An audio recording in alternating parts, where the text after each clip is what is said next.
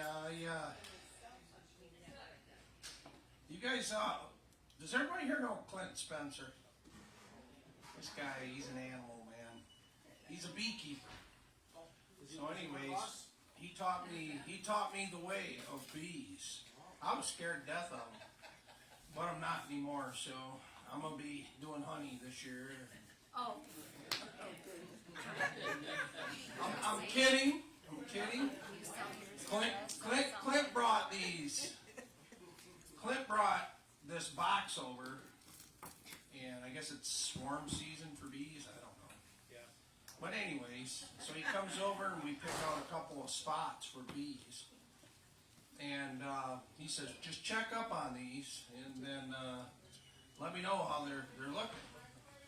So I go look at it the next day, I got nothing. So I go back by there the next day and expected to see nothing. There's thousands of bees. There's thousands of bees. And they're not in the box, they're under the box. See Clint after class, he's got a picture.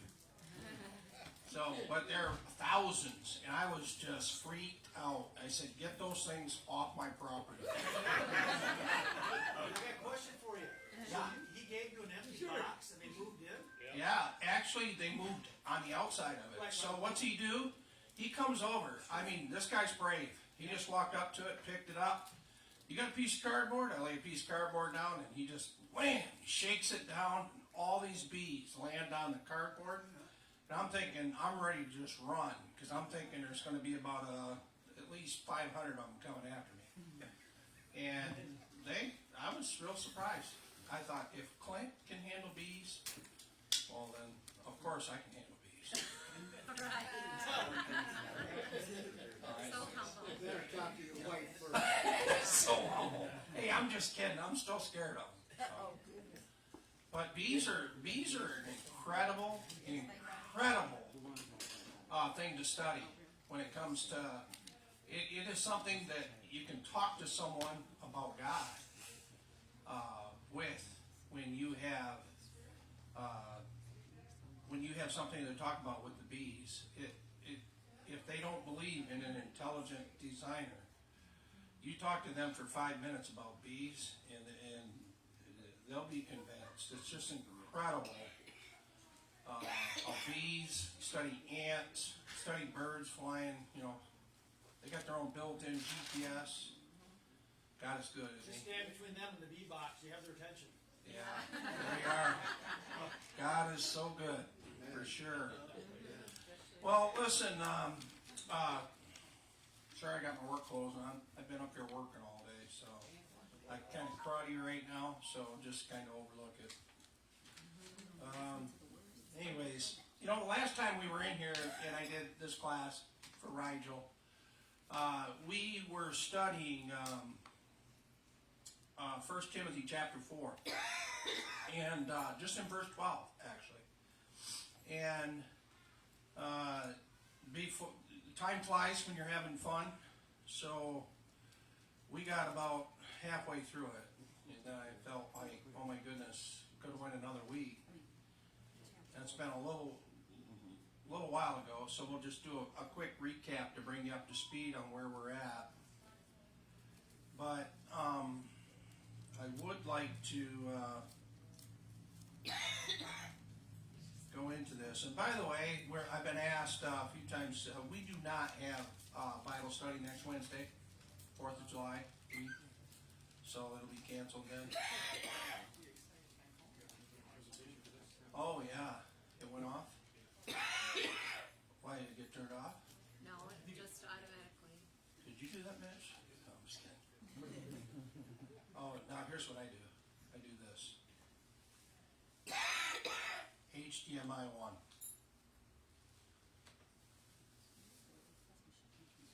So watch it now. Teach me something I want. Yes, we won. Wow, that's great. Source HDMI 1. I'm switched to HDMI 1 screen. There you go. I learned something. And ladies and gentlemen, that's AI. Okay. So Sorry for the delay here, you guys. All right.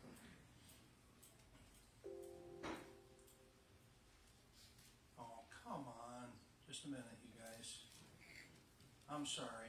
I had set this up almost an hour ago, so the thing went to sleep, and then I got disconnected from my laptop back home here.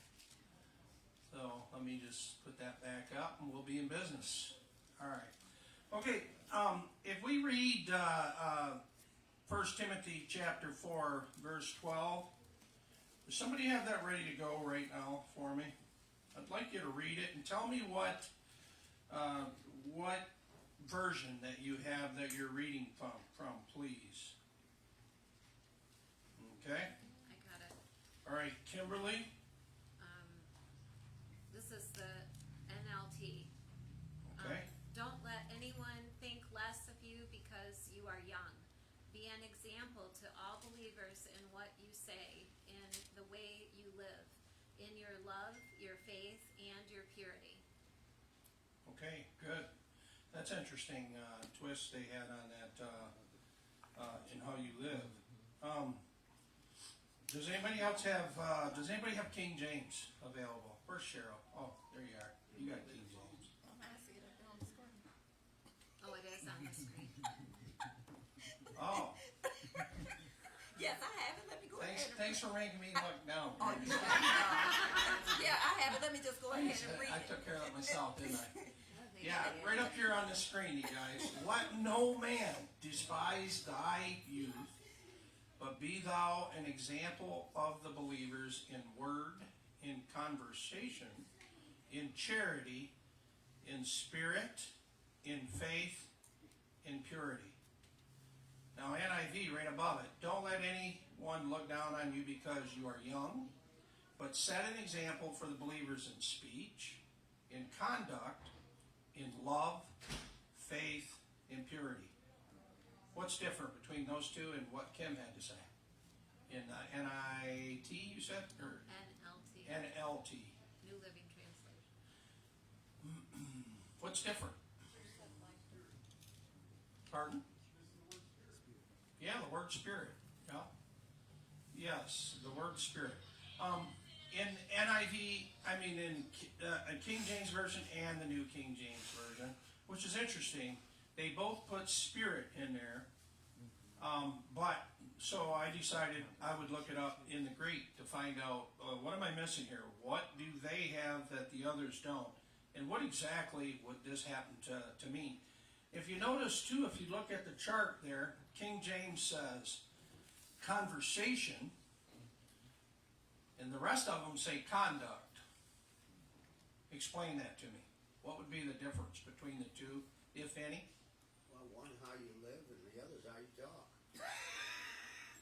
Okay, yeah, how you talk and how you live.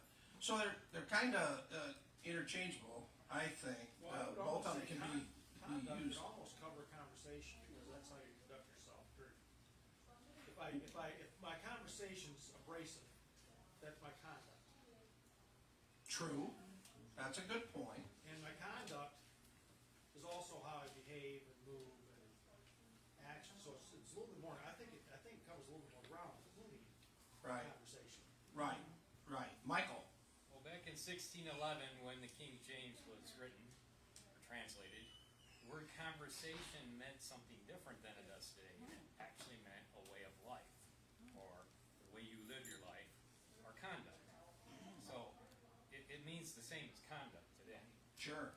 Okay, good. I did not know that. That's great. Yep. So it's definitely encompassing conversation, like you said, and also in how you conduct yourself.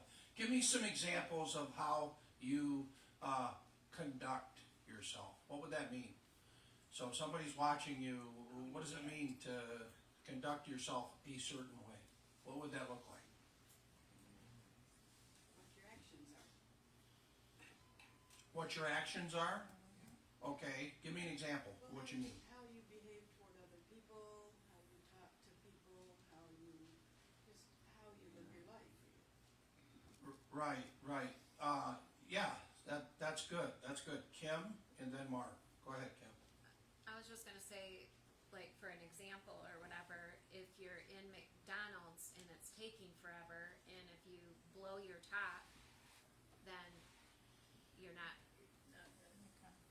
having very good conduct. That would be becoming of a Christian. Right. Yeah, you know, this can be really tough. Mark, go ahead. Oh, same things. I mean, so many different ways. I used to go into Chicago, got a grill. It's always busy. They don't always get stuff right. We get a discount.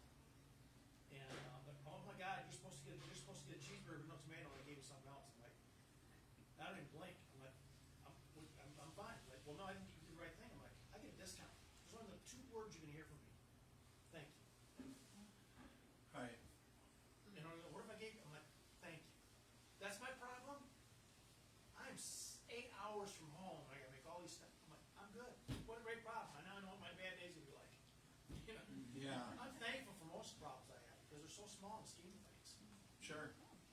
Staff? I heard it explained in one place that your conduct is your outward expression of your heart. Yes. It's good. Yes, yes. I've gotten myself into pickles more than once. And sometimes it's not easy to be on your best behavior.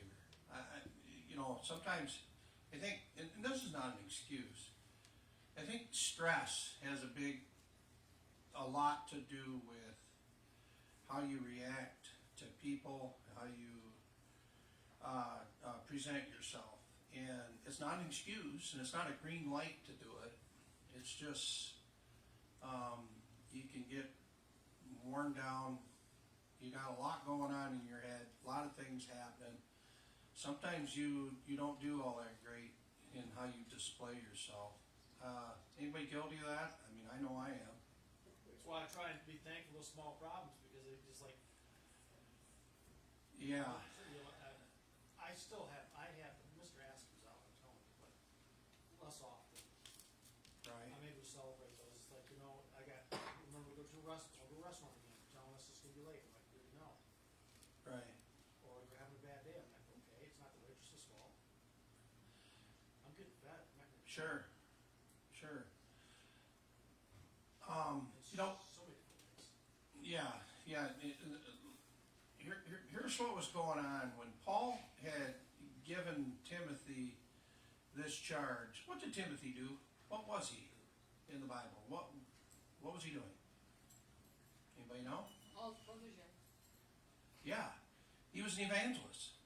Titus, Timothy, both worked with Paul. They were evangelists. Matter of fact, they were told to go into the towns and to install elders in the churches, gave qualifications for those, and so on. So Timothy, do you have any idea about how old he was? Does anybody know? I can tell you what I found. But about the age, they think that Timothy was about the time that Paul told him this. You got to remember, Timothy is going now. He's getting ready to get sent out and go and see churches, and he's a young man. Anybody know? 35. Yeah, mid-30s, they said. Yeah, right in his mid-30s. That's what the scholars say. And so he's young. And so you've got, a lot of elderly people that have lived longer, had more life experience. But Timothy, he's being told by Paul,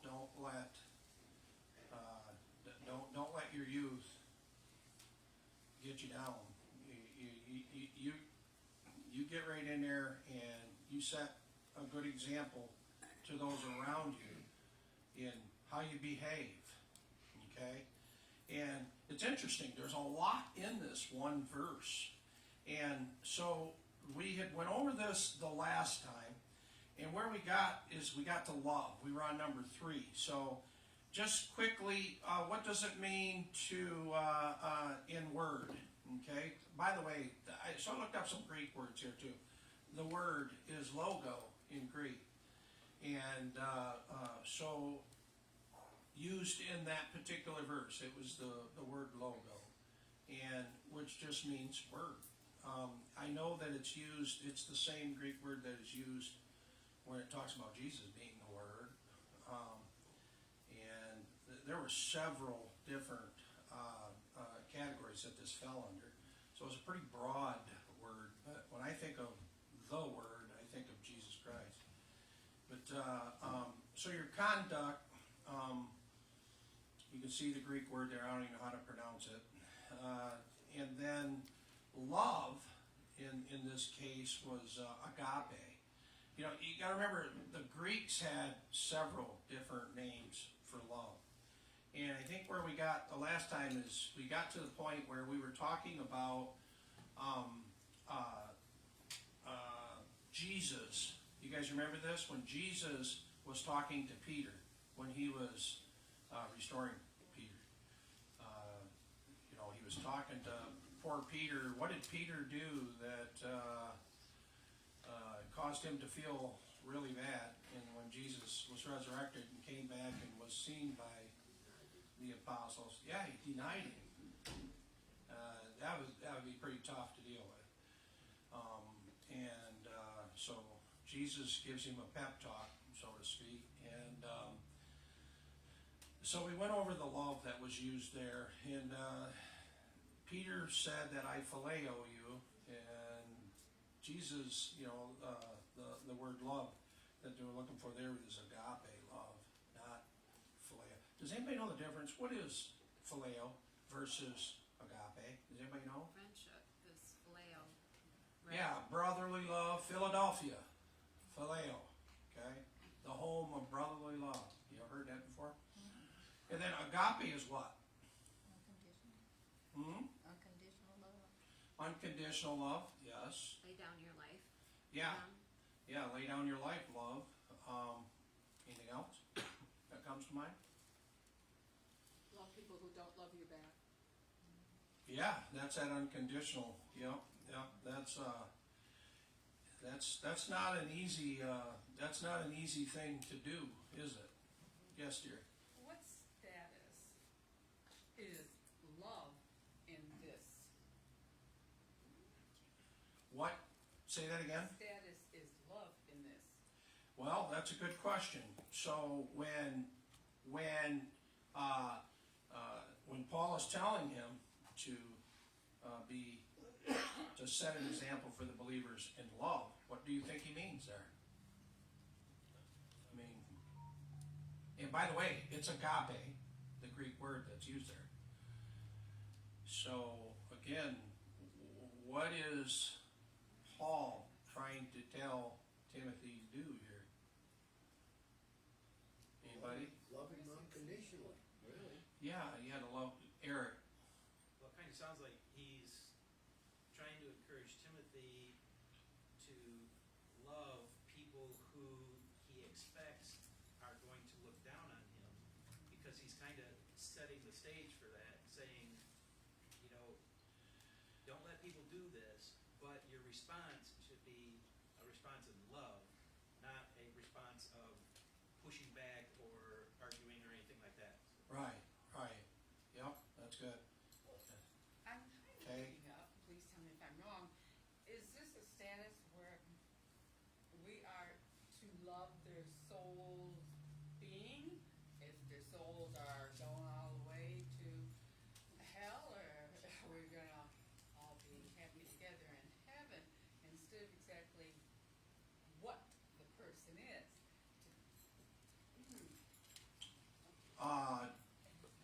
Hold that thought, Gayleen. The way I look at it is, it's the way you treat people. You don't have to feel it, but you have to treat them in a loving manner regardless of how they treat you. Sure. And it's more an action than a feeling. Okay, what about somebody's coming and has been doing wrong to you, extremely wrong, Then you forgive and treat them Just saying. kindly. Well, let's put it back to what Eric said here. So Eric says, you know, he's kind of setting Timothy up to know that, to how to treat somebody if they look down on him. Hey, you punk kid, what are you coming in here telling us all this stuff? What do you know? Wouldn't that be mortifying? Be like, what's he being told to do? Treat them Is he- kindly. Yeah, treat him kindly. Now, Don't it's fight okay back. for it to click Just up be loving. To your knowledge, then that be aware of what this one might be doing. Love them for their souls to be with God, but be aware how much hate Satan still has them to be doing you more wrong. Am I correct, Ben, or not? You still love them. Well, you love them, but you don't love what they do. Yeah, exactly. Hang on a minute, Lisa. Tony has something to say, and then I'll call him. I just said it, if you love them, but you don't love what they do or what they're trying to do. Yeah, and that, sometimes that's not easy, but that's what we're instructed to do. So let me ask you this. I mean, okay, so we're dissecting what Paul said to Timothy, and Timothy was a leader, so he was, appointed to go and do what he was told to do by Paul. But my question is these characteristics, these things that Paul are telling Timothy to do those apply to us? Yes. Absolutely, I think so. Absolutely. Yep. Lisa. I think what I want to say to Kay to respond kind of what you're saying is maybe we need to also remember it's okay to love them from afar. You're not wishing them ill, but you don't have to take what's being given to you and therefore you wish them well and you love them from afar. And that is what I was saying instead of, Yeah. oh, so glad to see you, how do you feel? Well, I mean, All that. you Yeah. don't want to be disrespectful or rude, hug, how you doing, and be on your way. I And wish them well. I think that changes over time, though. At least it does for me. Where I would have been in my walk 20 years ago, and somebody, made me upset. I might be more apt to hold a grudge and be, not loving. Versus where I'm at today, it's you gotta let this stuff roll off and be forgiving, even if they don't ask for it. You've heard before, if they don't ask, I ain't giving it. No. That should make you also educationable, if I'm saying the right word. It's giving you wisdom as to the step to take when ones are doing that, to be aware of one that kind of follows the situation. Yeah, well, I think this is different for different people, I agree. in where you're at in your walk. But I just know that Paul is instructing us to be good examples in love, for sure. In 1 Corinthians, love is patient, love is kind, it does not envy, it does not boast, it is not proud, it does not dishonor others, it is not self-seeking, it is not easily angered, it keeps no records of wrongs. Love does not delight in evil, but rejoices with the truth. It always protects, always trusts, always hopes, and always perseveres. How we all doing on these? What is the word for love in that scripture? Yes. It's agape. Yep, it's agape. And I look at this and this convicts me. I don't know what it does for you, but love is patient. Yeah, I could work on being patient. Love is kind. It does not envy. It does not boast. Doesn't keep records of wrongs. I don't do too well on that one. That's a big one. Yeah, that's monstrous. Yeah. All right. So we went over this. I kind of want to get to where, so I don't run out of time on this. Believe it or not, we're almost half done. So here are the different types of love, and in Greek, and there's even another one, but these are the top 5.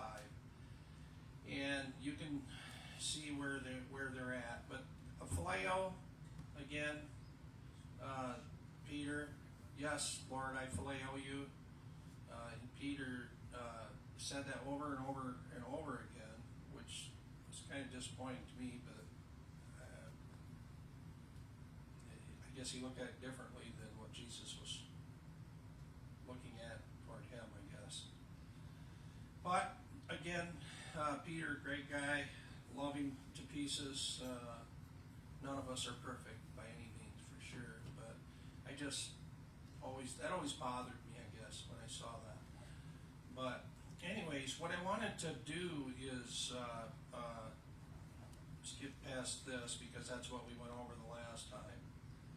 Where I wanted to be is love in action. So how can we show our love in action? Yes, dear. I can give an example. I was at a church gathering just recently. I think it was on Monday. And so I was invited there, as I often go to different churches, you know. So I was at this one particular church, Central Point. And I meet with them, you know, from time to time when I'm at work, when I can fit it in. And so I happened to be able to make it. And so the lady that put the thing all together, she didn't have, the transportation was down. So she wanted people to be able to come, young, old, or whatever, didn't matter, just people in general. She tried getting them there, and she was having some complications. And so I could hear her conversation as she talked on the phone, and she was trying to get this person, go get this person, she was having some problems. And so at the end of everything, there was a nice crowd, so at the end, she was trying to get people back home. And so what I did, I said, hey, can I be of assistance to you? Who do you have that needs a ride home? And she says, well, where do you live at? I said, that doesn't matter. Where do they need to go is what matters. And so I took the person home. I was able to help her out. That's a good example. Yeah, that was nice. That's nice. That's a great example. So she saw, just to repeat this for those that can't hear her online, what is your name, by the way? Kim. Kim. I couldn't remember. Really? Yeah, I'm sorry. How do I forget that? That's an easy one. Don't I feel like an idiot? Three letter word. That's my wife's name for those that don't know.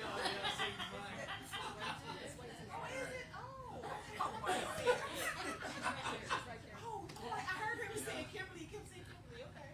All right. What Kim said was that she saw that there was a gal that was running around like a chicken with her head cut off, busy at church doing her thing, and so Kim jumped in there. It was at the end, and people needed a ride home, and she jumped in there and she offered to give someone a ride home to give her some relief from all the stress that she was under. That's great, Kim. Yep. All right. Anybody else? What else you got?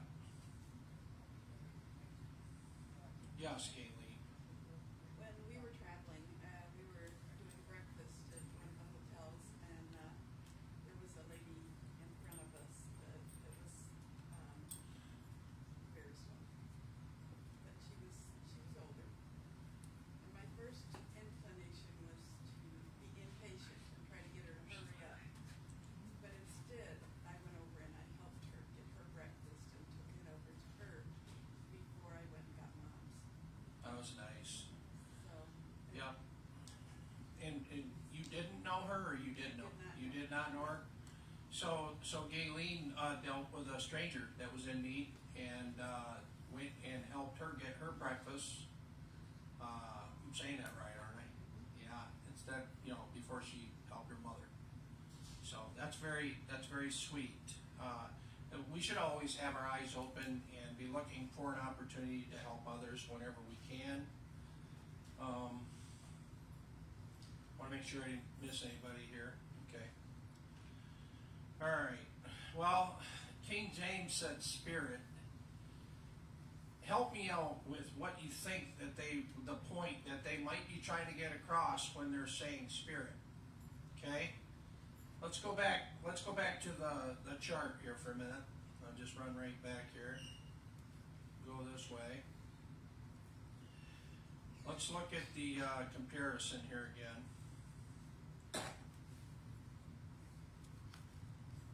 Word, conversation, charity, which is love, in spirit, in faith, in purity. And James is the only one that has that word. Yeah, well, King James is the best. No, I'm just kidding. It's the oldest, I should say. Hey, so let me ask you, what caused the writer to put spirit in there? What are you thinking? I mean, is that a bad thing to have spirit in there? Well, of course not, right? But what do they mean by this? What could it be? In word, in conversation, in charity, in spirit, in faith, in purity. So we're on spirit. So what are we thinking here? Yes, Kimberly. I don't know the answer or whatever. I'm just asking you. Could it be like people know by your demeanor whether or not you want to be those, like you're truly wanting to give them this glass of water or not? If I'm, you know what I mean? Like, if am I, if I have joy in my heart about it and stuff. Like my Amy's new husband or whatever. What is so sweet about him is she would ask him to do something. He says, "I would love to do that for you," and he jumps up right away, or whatever. So That's because he's afraid of me. That's a joke. But just, I guess your demeanor. That's Yeah, and that's true. That's true. If you walk up to somebody here and thought I'd get you this cup of water here, versus, hey, are you thirsty? Here you go. Yeah, I mean, there's a big difference in somebody's spirit and how they're treating someone when you're bringing that cup of water to them or whatever it is that you're. Mark? I find in my world it seems more joyful, at least for me, to be kind to the other. If you put two crayfish in a bucket, they're both going to die because you're going to pull the other one down. to Put what? one crayfish in a bucket, it can crawl out by itself. Oh. Really? So when we're trying to get ahead by pulling the other down, none of us are succeeding. Yeah, it's a downer. So if we can go through life helping the other, especially your partner, but if you can just be kind to the other for no reason, that's just the reason. I can hold the door. I'm behind a little old lady whose credit card isn't working or her fingers don't work. I'm like, yay! I'm glad it's me because I got patience. I'm dead, or with their daughter, whatever it is. I'm like, I'm good. Take your time. Right. My wife is going to ask me what took me so long, but she's not going to be mad. And I'm going to roll with that. That's a gift for me and the people in front of me. Right. Over and over and over again, be it letting up so somebody can pull out traffic, hold the door for somebody, getting somebody water or breakfast, whatever. A tool to get them home. Yeah. Hey, Tony? Well, It's good, Mark. it's a possibility that might render the word heart. Yeah. You know, when you think of a person's spirit, it's their heart coming out in who they are and who they're serving, and again tying in with the Lord. That's a possibility. Absolutely, absolutely, and I've got some biblical examples of that. And I think we might have just barely touched on this last time. Is I brought up pessimist and optimist. Who would you rather be around? Someone that is positive and looking at things with the glass half full instead of half empty, or someone who's a downer all the time? I mean, do we have any biblical examples of that? Something that you could pop in there and say, Kimberly, what are you thinking there? Well, I was just thinking of Cheryl. Oh, yeah, she's so happy all the time. No matter what's Gives going you a on hug. in her life and everything else, she's always got a positive outlook and everything else, and it's going to be that and everything, and she, whenever, I've had something going on or whatever, I come crying, she's like, let's pray about that, and stuff, so, anyway, I would say optimist by far, and, cause I was talking to somebody yesterday, that is a big part of my life, and they continually think of negative all the time, and it just consumes their life and everything, and, so we were just learning about, think about what God says about, think about what is lovely, think about what is pure, think about what is righteous, that type of thing. You told us that for a reason. We can get consumed, I think, with, negative and let it overwhelm us. Absolutely, absolutely. I don't think there's ever been a day that I walked into this church building and I run into Cheryl that she doesn't come up to me, Brother Rinks, and has to give me a hug. And I just look forward to it. And if you stop doing that, we're gonna have a problem. I just love her and her husband, Cabanis. They're the best. Okay, so who's got a biblical example of this, where you had some serious negativity going on, and it cost them. It cost them dearly, actually. Who can think of something? Eric. Balaam. Yeah, Balaam, you said? Okay. Oh, yeah. Yeah, absolutely. Balaam is beating the donkey, right? And were you trying to get my attention, Mitch? Oh, okay. I'll call on you in just a second here. Yeah, Balaam, I love it. Yeah, so he's beating the donkey, and then finally the donkey talks to him. That would be freaky. So he says, "Hey, what are you doing?" And then Balaam's eyes were opened, and there was an angel of the Lord there, ready to strike him down dead. And the donkey was actually saving his life. Yeah, that's a good one. I never thought of that, but that's good. Okay, Mitch, you got something for me? I was thinking Judas showed signs of pessimism before he, did what he did. Yeah, He when was he, kind of a negative Nelly when it came to their trying to do good things. He was kind of, no, we can't really do that. yeah, right. You're thinking of when the lady, was it Mary Magdalene, I believe, was putting perfume on Jesus' feet, and then wiping his feet with her tears and her hair, and and then he comes along, hey, that's some expensive perfume there, we could have sold that, and I could have put it in my pocket. Travis. What about Goliath? Yes, Goliath. Okay. I saw David in the back. Oh, you little cheater. Cheating is not on the list, Travis. Jonah was another one. I'm just teasing. Mike? Huh? Jonah was another Oh, one. yeah. Negative Nancy big time, wasn't he? Yeah, Jonah. What was the issue with Jonah?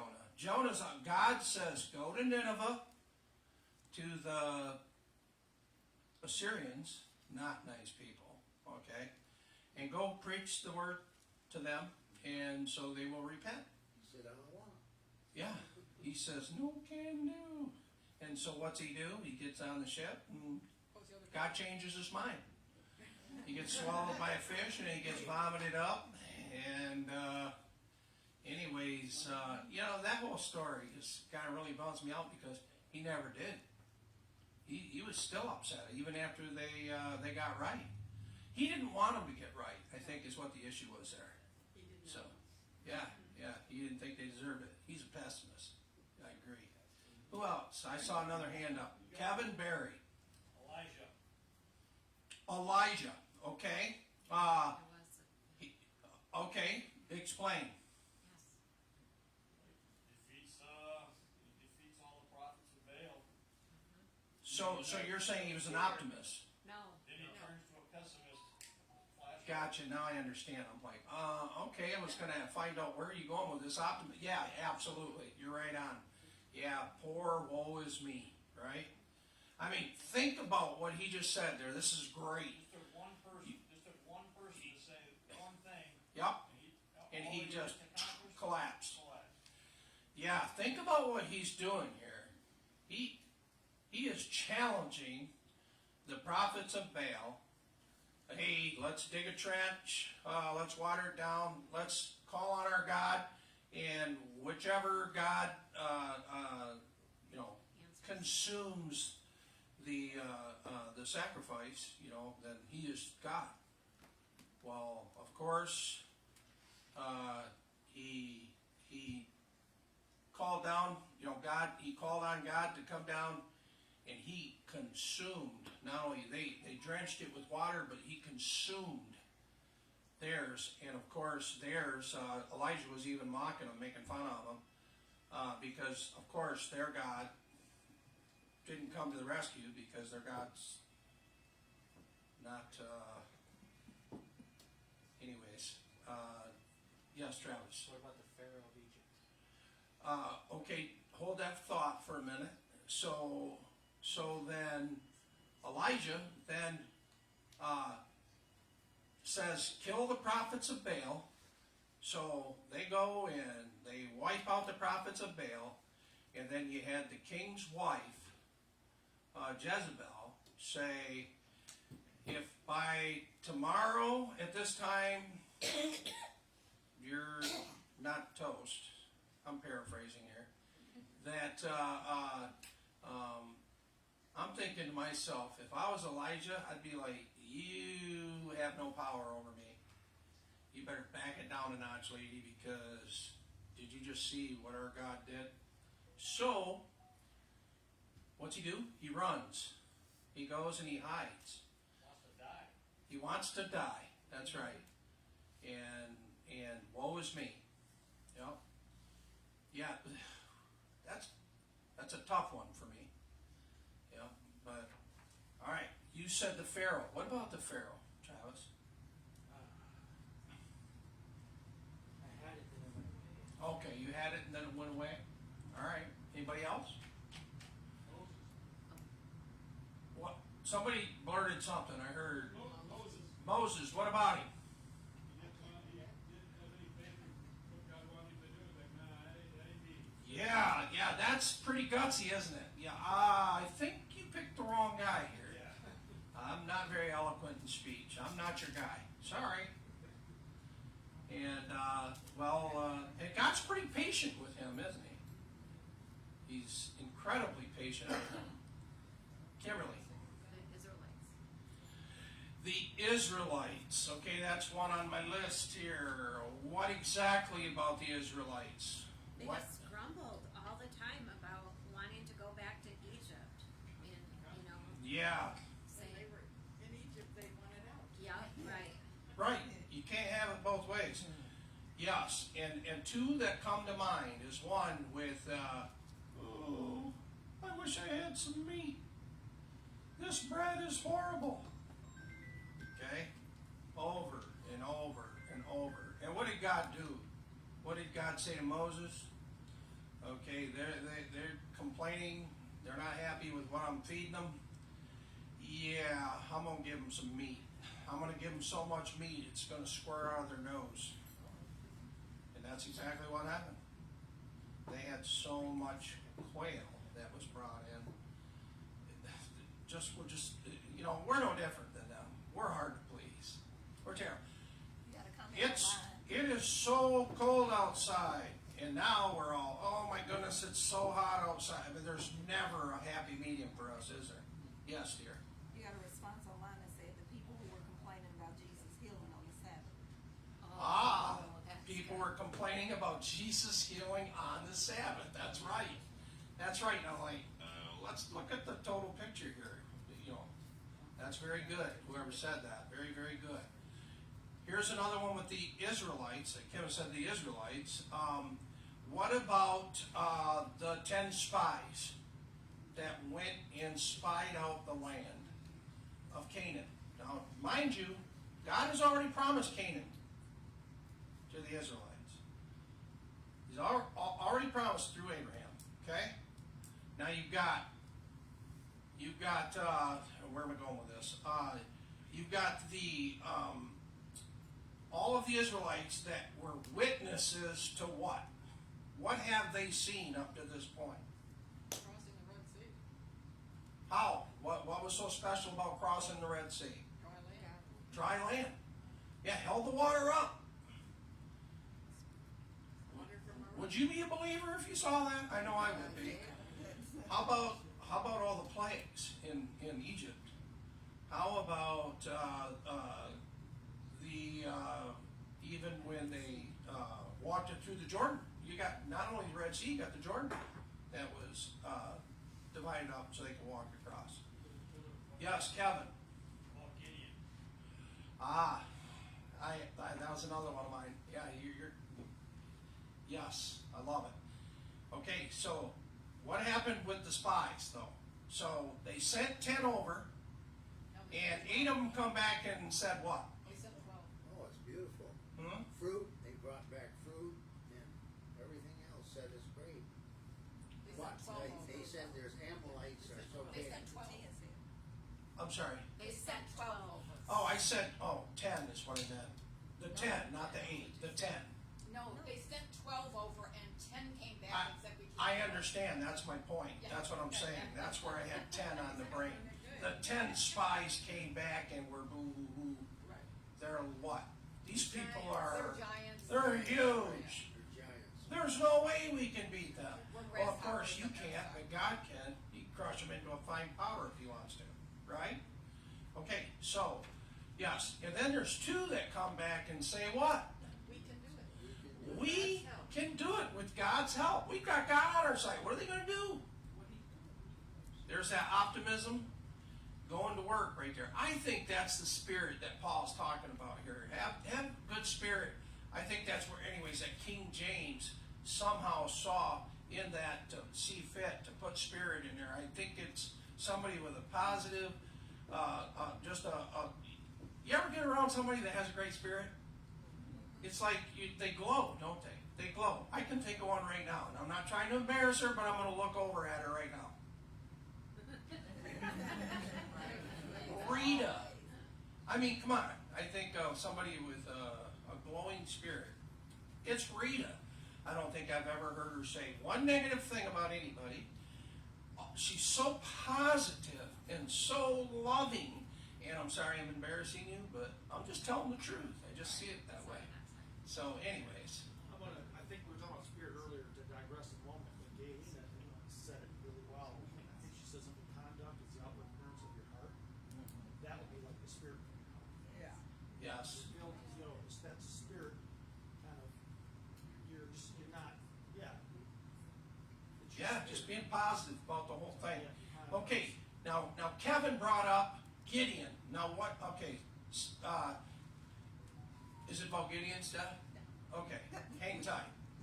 Okay, so Gideon, what's the problem here with Gideon?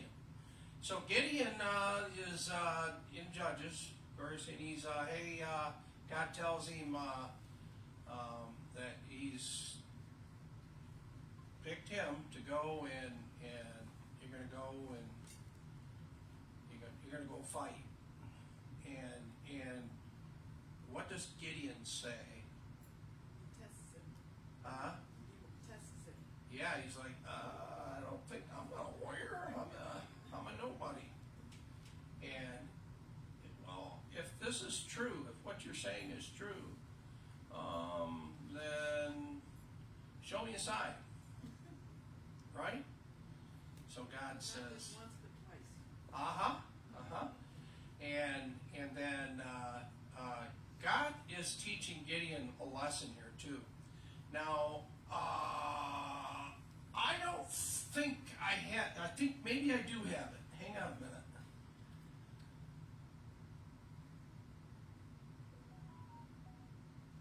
I hope so. No, boo. Okay. I did this in class about 3 years ago, and I took a picture of 300 people. And then I took a picture of the army they're fighting against. And it was a soccer field full of over 100,000 people in it. And I said, okay, so you got, here's 300 people, and here's who they're fighting. Ready, set, go. I mean, can you imagine the ratio? The ratio, I can't remember what it is right now, but it was like 100, 200 to 1, something like that. Don't hold me to that. I'd have to look at the math again. But it was ridiculous amount that you're fighting for the Lord's army, and you're thinking, oh my goodness, and you get 200 people coming at you. What are you thinking? Run. Right? I'm out of here. But God's trying to show the Israelites, you aren't the one doing this. I'm doing it. Your army's too big right now. Let's thin it out. And then he goes and hey, those that drink water and, with their cup of water, and one laps it like a dog, and get rid of them. They're out. So they just narrowed this army right down to 300 men. And God's trying to show them it isn't about you. It's about me. I'm the one that's making this happen. But Gideon was, I'll say he was a big pessimist right then. But he wasn't when he was done, was he? No. All right, who else you got? Mary and Martha. Reginald, and then Stephanie after that. I forgot. Sorry, dear. Reggie, my good buddy from New Mexico. Deborah and Barak. Barak and who? Barak. Deborah and Barak. Barak was the in charge of the army and Judges. Mm-hmm. 4, 8. Okay. She's the judge. Tells Barak to go take the army, take out Sisera. Barak says, I won't go unless you go with me. Yeah. Deborah says, since you didn't listen to God, the victory goes to a woman. He doesn't get credit for the victory. Yeah.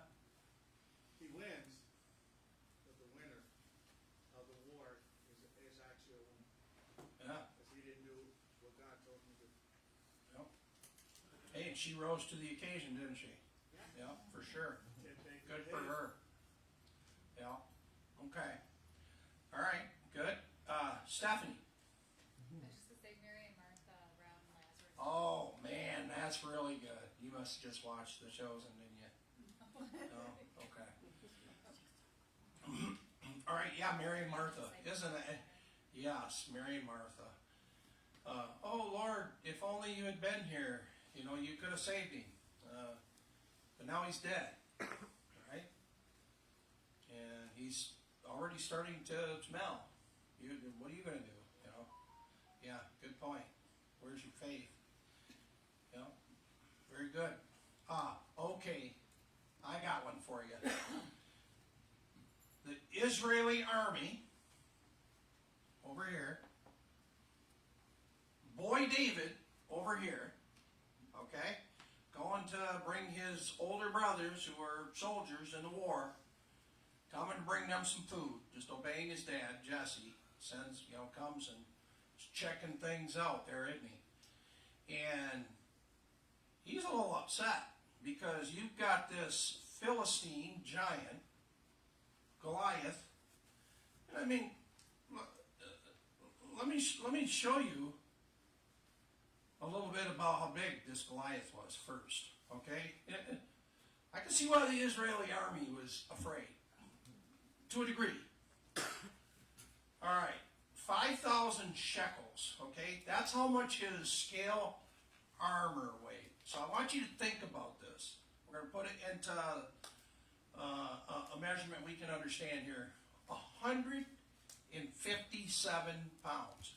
Now, anybody ever lifted weights before, you see that the big one, that's 45-pound plate.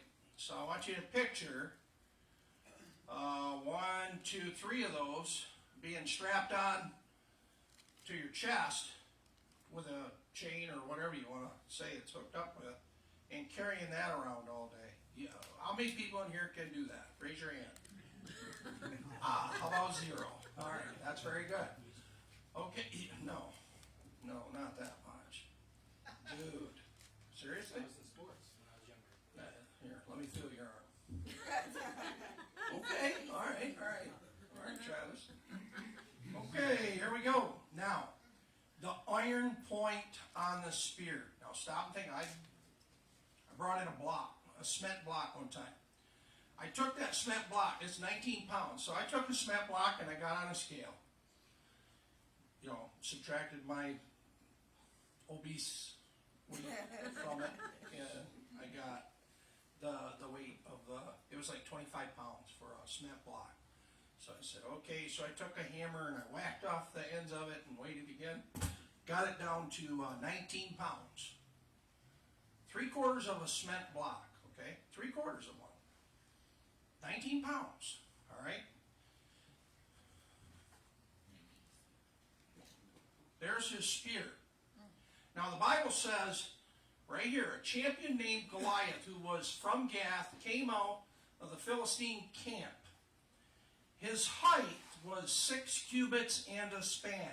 He had a bronze helmet on his head and wore a coat of scale armor of bronze, 157 pounds, weighing 5,000 shekels. On his legs he wore bronze greaves, and a bronze javelin was slung on his back. His spear shaft was like a weaver's rod. I didn't even know what that was at the time. I looked it up. All right? And a weaver's rod, and the iron point weighed 600 shekels. His shield bearer went ahead of him. All right, so 19 pounds, the iron point on the spear. Okay, 19 pounds. Cement block, 3/4 of a cement block. And 157 pounds here, and then that bugger was that long. You can see right there. They say that's about probably what it appeared to look like right there. You want to fight him? So you got, I mean, you do, Travis. All right, get up, show us your stuff.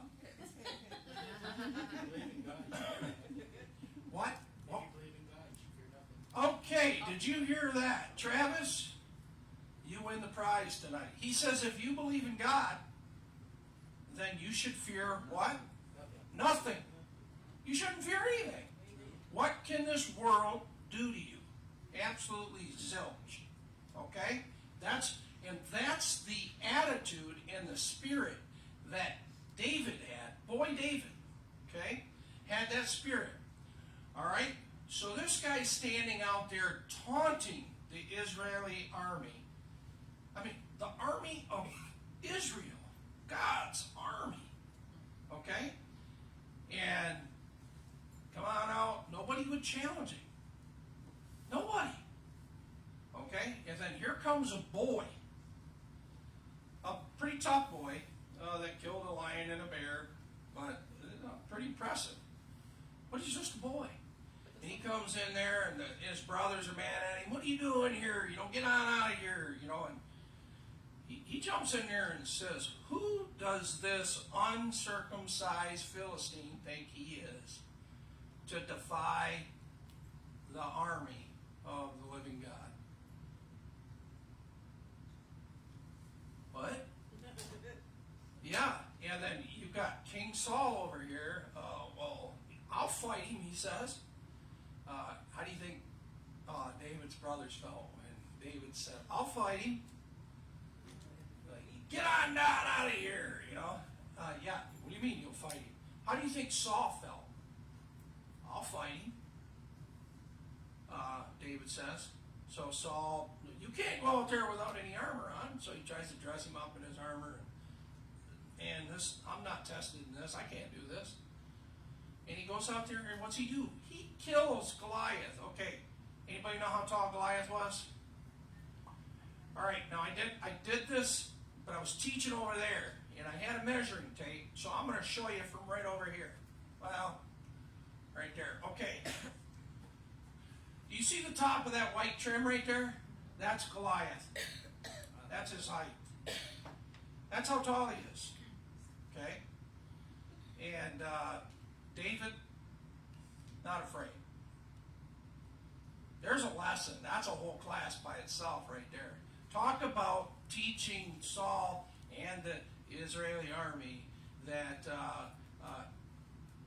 hey guys, when you've got God on your side, what do you have to fear?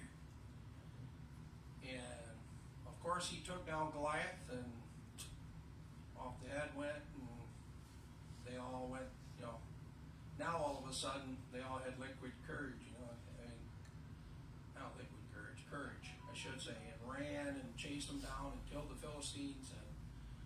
But it took a boy to get them psyched to the point where they were able to do anything. They were afraid of. Should they have been afraid? It's easily done, isn't it? Right? When you look at the physical appearance of somebody and you're going, oh my goodness. But if you have the faith that you're supposed to have, and that was one of the things that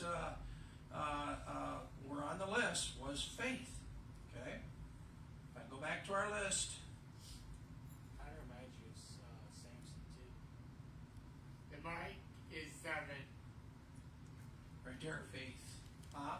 It's 7 o'clock. No, it's not. Yes, It's it is. 6:59. We got one more minute. Are you trying to end this?